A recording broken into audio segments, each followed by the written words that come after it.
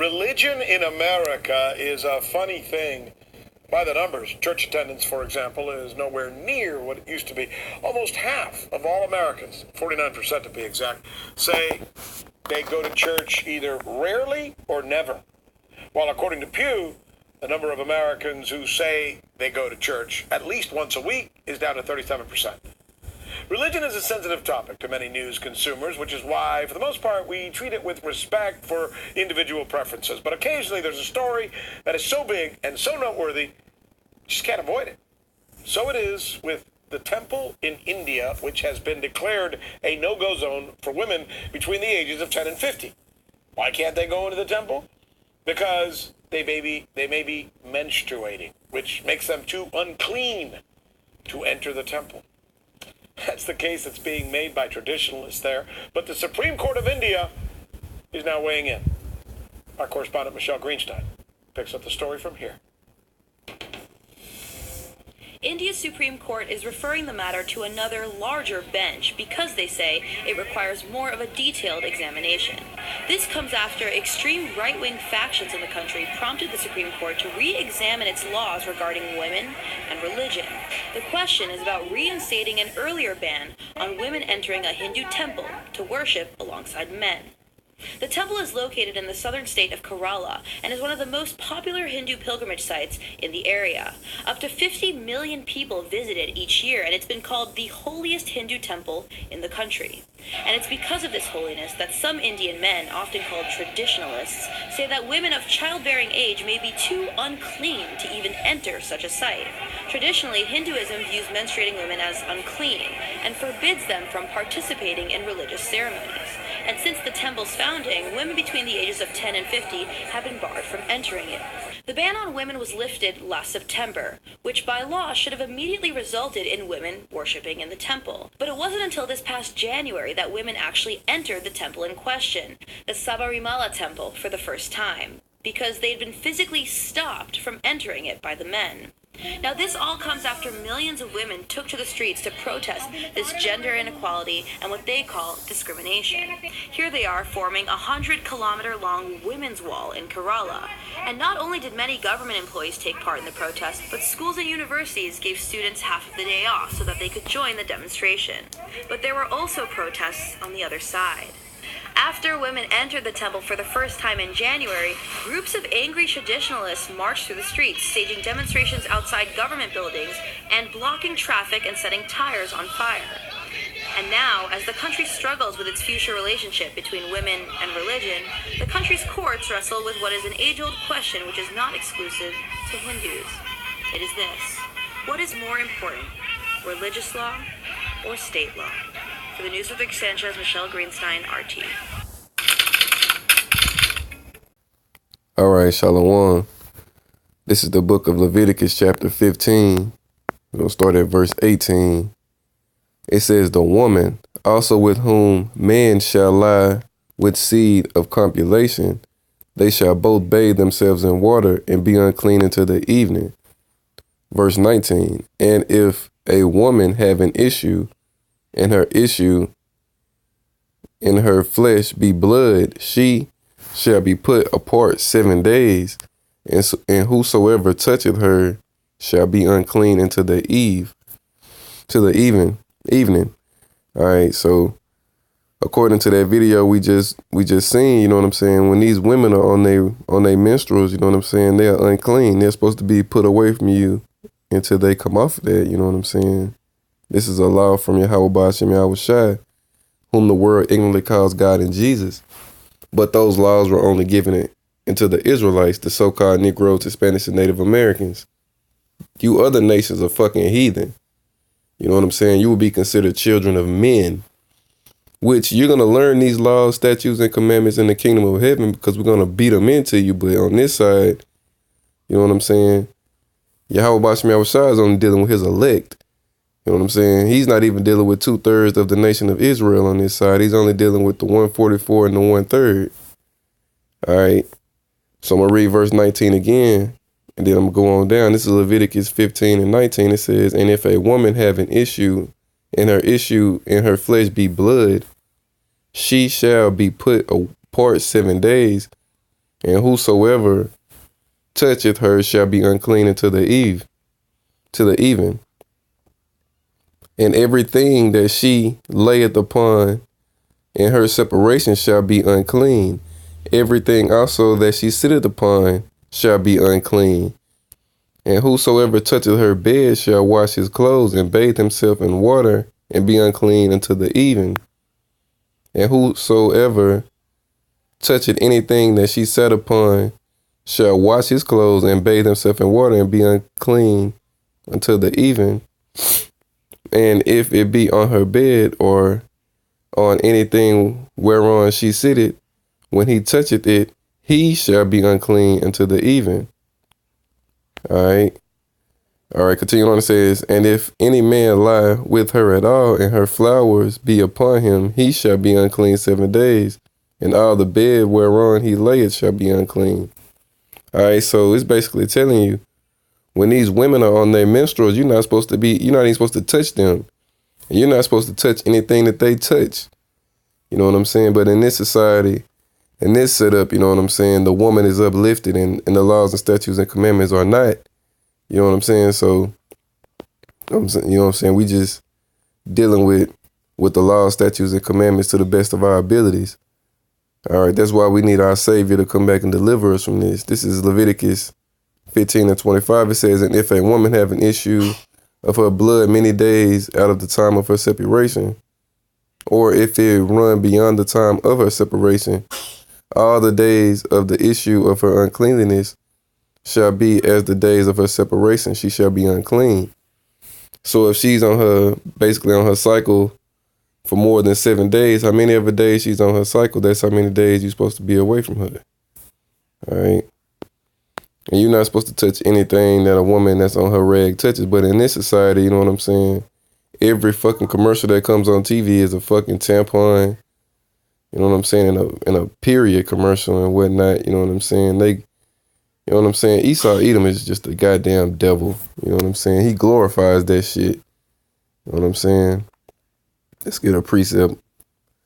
But I just read those scriptures just to show that those heathen were doing right when, you know what I'm saying, in a sense of the way, when they would not want the unclean woman to enter into the temple. All right, but as the scriptures read, Yahweh Shem Yahushua does not dwell in temples made with hands. All right, and he is not the God of you fucking heathen. He's only the God of Jacob. All right, we're gonna get that as well, but let's prove that he doesn't dwell in temples. All right. This is the book of Acts, chapter 7, verse 48. It says, howbeit the Most High dwelleth not in temples made with hands, as saith the prophet, heaven is my throne and earth is my footstool. What house will ye build me, saith the Lord? Or what is the place of my rest? All right, so Yahweh Shem Yahushua is letting you know he does not dwell in temples made with hands. He dwells in his elect men, his prophets, you know what I'm saying, which have been since the world began. Let's get that right quick. This is Amos 3, verse 7. It says, surely the Lord God will do nothing, but he revealeth his secrets unto his servants, the prophets. All right, so it said he revealed his secrets to his servants, the prophets. So now we're going to go to Luke 1:68. It says, blessed be the Lord God of Israel, for he hath visited and redeemed his people, and hath raised up a horn of salvation for us in the house of his servant David, as he spake by the mouth of his holy prophets, which have been since the world began. All right, so the prophets have been on the scene since the world began. And that's who Yahweh Shem Yahushua speaks to, you know what I'm saying? And that's just more proof. He said he's raised up a horn of salvation for us in the house of his servant David. All right, so David will be code word for the elect. You know, he's only dealing with the house of David on this side. You know what I'm saying? He's not dealing with you fucking heathen. Let's get that as well. This is Psalms 66:5. It says, come and see the works of Yahweh. He is terrible in his doing toward the children of men. All right, and that's what those Hindus would be, you know what I'm saying? Those are children of men. All right, Yahweh Shem Yahushua is only the God of the Israelites. This is Psalms 147:19. It says, he showeth his word unto Jacob, his statutes and his judgments unto Israel.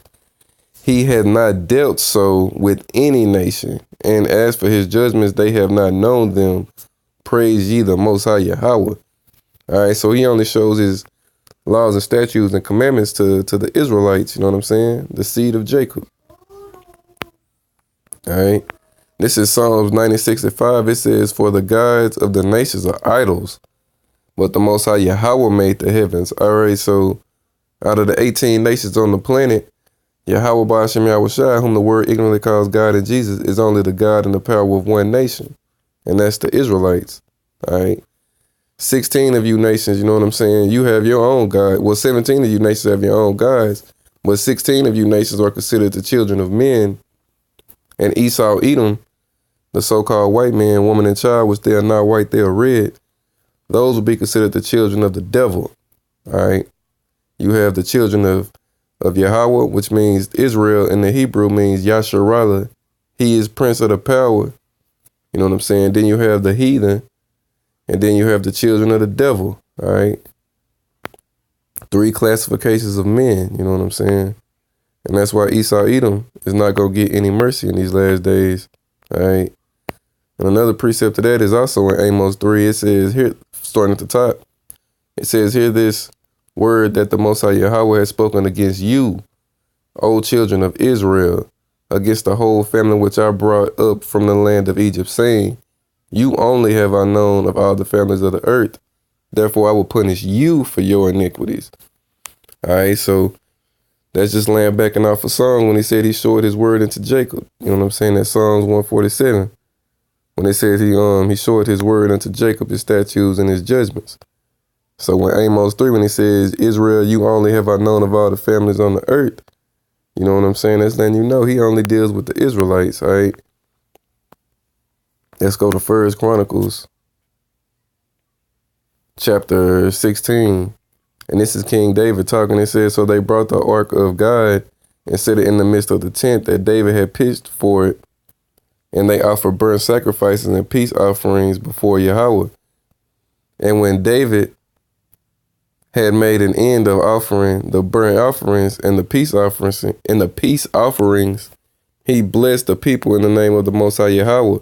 And he dealt to every one of Israel, both man and woman, to every one a loaf of bread, a good piece of flesh, and a flagon of wine. So this is David right here. And David was of the seed of Judah. You know what I'm saying? Yahweh Shai, whom the word ignorantly called Jesus, came out of the loins of David, the seed of David. You know what I'm saying?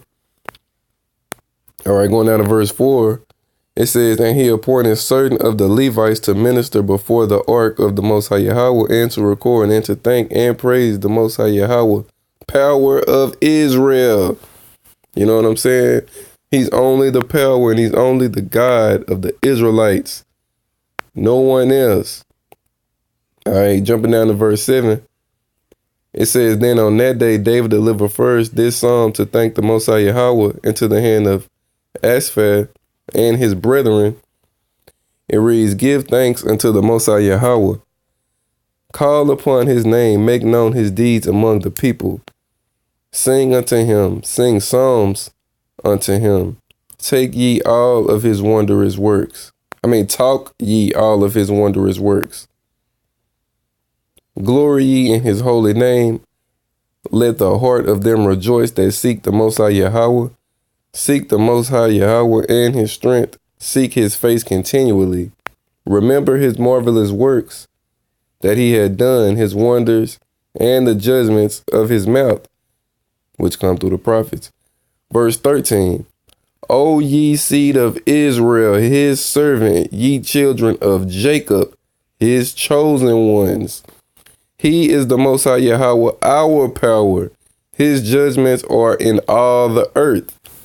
All right, so that's just more so letting you know he's only the power of the Israelites. You know what I'm saying? That's it.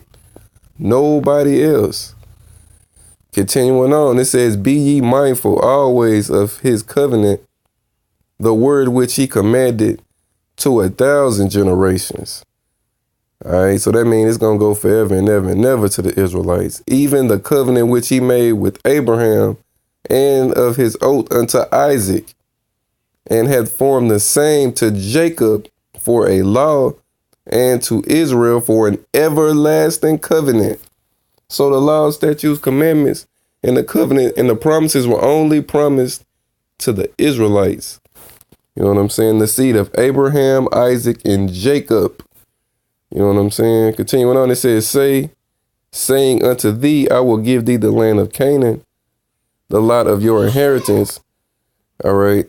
It says, when ye were but few, even a few, and strangers in it, and when they went from nation to nation, and from one kingdom to another people, he suffered no man to do them wrong. Yeah, he reproved kings for their sakes, saying, touch not my anointed, and do my prophets no harm.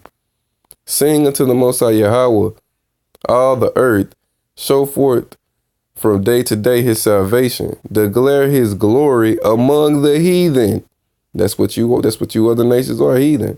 His marvelous works among all nations. For great is the Most High Yahweh, and greatly to be praised. He is also to be feared above all powers. All right. And it says gods, but that means powers. But I'm going to read it verbatim. It says, for great is the Most High Yahweh, and greatly to be praised. He also is to be feared above all gods. For all the gods of the peoples are idols, but the Most High Yahweh made the heavens. All right. So that's just, again, letting you know, he's the power of the Israelites, the children of Jacob. And the rest of you heathen, you have your own powers. You know what I'm saying? But Yahweh, Ba'ashem Yahushua, is to be feared above your powers. You know what I'm saying? Because he controls your powers. All right? And y'all are going to get this in the kingdom of heaven. You know what I'm saying? You fucking heathen. You're going to learn these laws, statutes, and commandments in the kingdom of heaven. We're going to beat them into you. You know what I'm saying? That's going to be the job of Yahweh Ba'ashem Yahushua's men. Go around the world, enslave you nations, teach you nations these laws, statutes, and commandments. You know what I'm saying? And set this world, this earth in order the way it's supposed to be. Thy kingdom come, thy will be done on earth as it is in heaven. You know what I'm saying?